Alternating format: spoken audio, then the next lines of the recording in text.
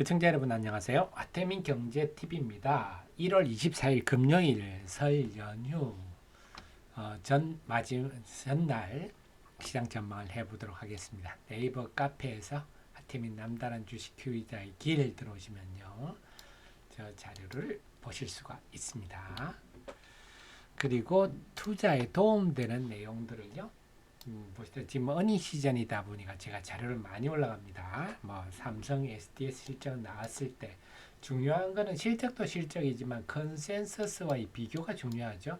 컨센서스 대비 좋게 나온다면 실적이 부진하더라도 좋게 나온다면 주가가 오를 것이고 그렇지 않다 실적이 좋더라도 컨센서스보다 못하다면 빠질 것이니까 이런 것들 분석해 드리고 중국에서 애플 4분기 판매가 18% 가장 분기 사상 가장 많이 줄어들었다 했는데 이건 중국의 애국주의 소비 열풍 때문에 그렇기는 한데요. 어쨌거나 이렇게 되면 LG 이노텍이라든지 아니면 BH 같은 종목들 그래서 애플 밸류체인 종목들한테는 악재겠죠. 그다음에 삼성 바이오로직스 실적 등등 하는 걸 계속 보내드리고 있으니까 텔레그램 하태민 한카 띄우고 경제TV 많이 활용하시기 바랍니다. 자, 대만은 이미 1월 23일부터 긴 휴장에 들어갔습니다. 춘절 휴장이죠. 우리나라도 다음 주 월화수목 쉽니다. 그런데 우선 당장 금요일 1월 24일부터 만만치 않은 1월 24일 날 벌써 3개 회사가 상장이 되네요. 하루에 3개 되는 거는 작년에도 없었던 것 같은데요. 이 세 회사의 시총이 공모가 기준으로 5,670억입니다. 그러니까 한마디로 공모가 기준 시총 5,670억짜리 종목이 코스닥 시장에 상장된다 하는 얘기입니다. 장이 좋을 때도 부담스러운데 지금처럼 기진맥진한 장에 이게 상장된다. 상당한 악재라 봐야 되겠죠. 그 다음에 낮 12시경에는 일본 중앙은행의 금리 결정. 지난 7월 31일인가요 아마 금리를 0.25%로 갑자기 올리는 바람에 8월 초에 전 세계 증시가 난리가 났었죠. 엔캐리 트레이드 자금들이 대거 청산되면서 주식시장이 블랙먼데이급으로 폭락을 했는데요. 그 트라우마가 남아있기 때문에 이번에는 0.25에서 0.5% 올릴 가능성이 매우 높다 하는 게 지금 중론인데 그 이미 예상한 바라 하더라도 지난 8월 초에 한번 겪었던 홍역이 워낙 컸기 때문에 시장이 움찔할 수도 있겠다. 그래서 낮 12시 경에 어떻게 시장이 변하는지 그거를 한번 봐야 될 것 같습니다. 좋을 수는 없습니다. 일본의 금리 인상이 호재로 작용할 가능성은 거의 없다. 자, 그 다음에 1월 29일에는 FMC 금리 결정이 있습니다. 이번에는 거의 동결이 우세하지 않겠나 하지만 그것만 볼 것은 아니라 지금 뭐 금리를 동결한다 하더라도 미국의 국채 금리가 과연 어떤 방향으로 움직일지 최근에 국채 금리와 주식시장은 거의 반대로 움직이죠. 보면 미국의 국채 금리가 지난 12월 미국의 소비자 물가지수가 시장 예상치를 하회하니까 인플레 압력에 대한 금리 인하에 대한 기대감이 다시 등장을 하고 인플레 압력이 줄어들면서 국채금리가 하락을 했습니다. 그러니까 나스닥 지수가 힘을 받아서 쭉 올라가죠. 사상 최고치 근방으로 가고 있는데 그러니까 앞으로도 국채금리 동향이 어떤가 이게 굉장히 좀 중요하고 그러니까 FMC의 금리가 동결되든 말든 이것이 국채금리에 어떤 영향을 줄까 이것이 또 중요한 요소가 되겠습니다. 그 다음에 계속 어제도 제가 말씀을 드렸죠. 제일 중요한 게 LG CNS 상장인데요. 자, 이걸 보면 우리 애청자님께서 우리 하 대표를 참모로 두는 것과 안 두는 것이 큰 차이가 있다 알 수 있는 게 이미 이것을 어제 데일리에서 다 말씀드렸어요. 1월 23일부터 상장되는 1월 25일 LG CNS가 공모가 기준 시총 6조짜리 대여급 상장이 되는데 이걸 비슷한 사이즈의 현대마린솔루션과 비교를 해드렸죠. 작년 5월만 해도 아주 시장이 좋을 상황이었습니다. 지금은 공모 시장이 완전히 얼어붙어 있는데요. 그렇지만 작년에 상황이 그렇게 나쁘지 않았음에도 네, 어떻습니까? 이미 4월 말부터 코스닥 시장은 횡보로 들어가다가 현대마린솔루션 상장되고부터 쭉 밀렸죠. 코스피도 상장되고 현대마린솔루션 상장되고 쭉 밀렸어요.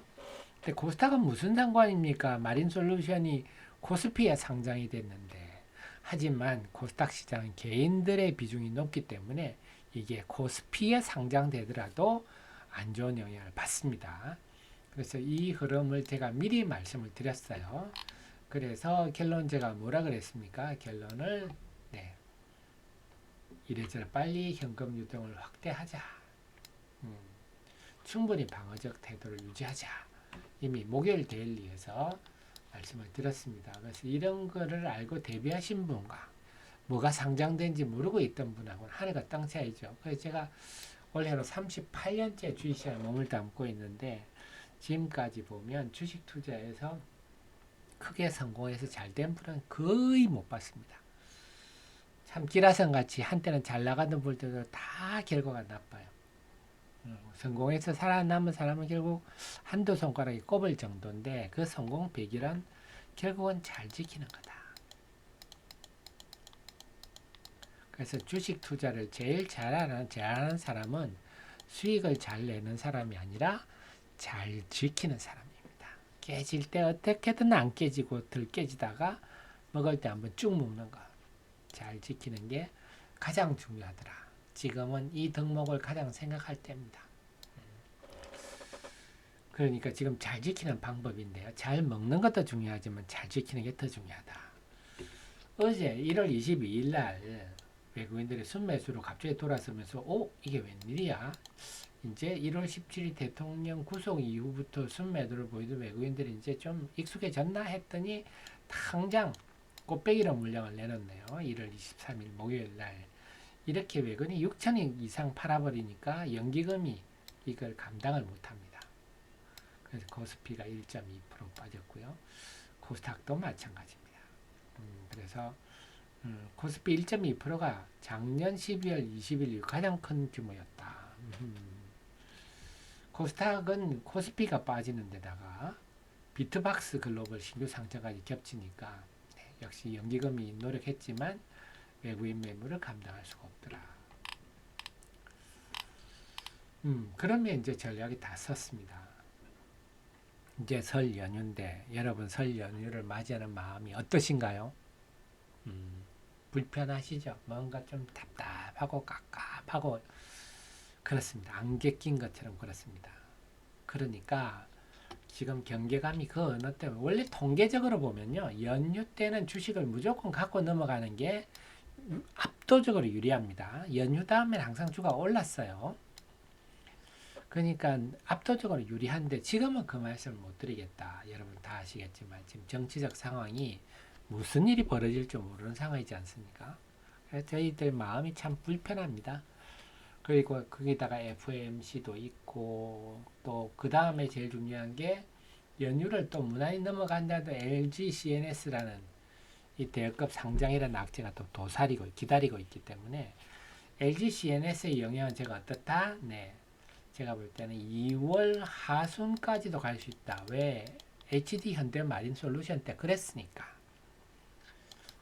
그러니까 뭐 긍정적으로 보이는 요소가 없습니다. 자, 제가 이렇게 말씀드리는 이유가 뭐라고요? 잘 지키기 위해서 우리 애청자님이 뭐 지금 현금이 뭐 넉넉한 사람이 어디 있습니까? 네, 다 제가 그 마음 다 알죠. 제가 모릅니까? 하지만 우리가 잘 지키기 위한 최선의 노력은 해야 된다는 걸 강조드리기 위해서 그렇습니다.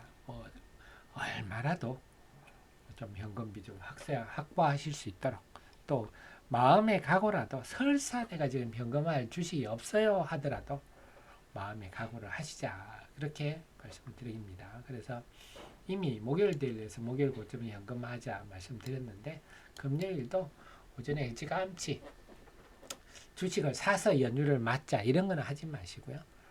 현금화는 최대한 일찌감치 현금화를 하고 그냥 단말기 HTS 끄고 일찌감치 연휴로 들어가시는 게 합리적일 것 같습니다. 네, 정리가 되셨죠. 그래서 이렇게 합리적 이유들을 가지고 결정을 내리고 연휴를 맞는 것과 주식시장을 맞이하는 것과 모르고 그냥 얼떨결에 하는 것. 내일 뭐 새 종목이 상장되는지 모르고도 그냥 주식하는 부분이 아마 99%일 거예요. 자, 우리 정자님은 알고 대비한다. 그러니까 잘 지킬 줄 안다. 그 말씀 드리겠습니다. 늘 저의 최신의 정보를 함께 하시고요. 도움이 되셨으면 좋아요 누르시면 제 좋은 기운이 또 여러분께 달려가리라 생각입니다. 고맙습니다.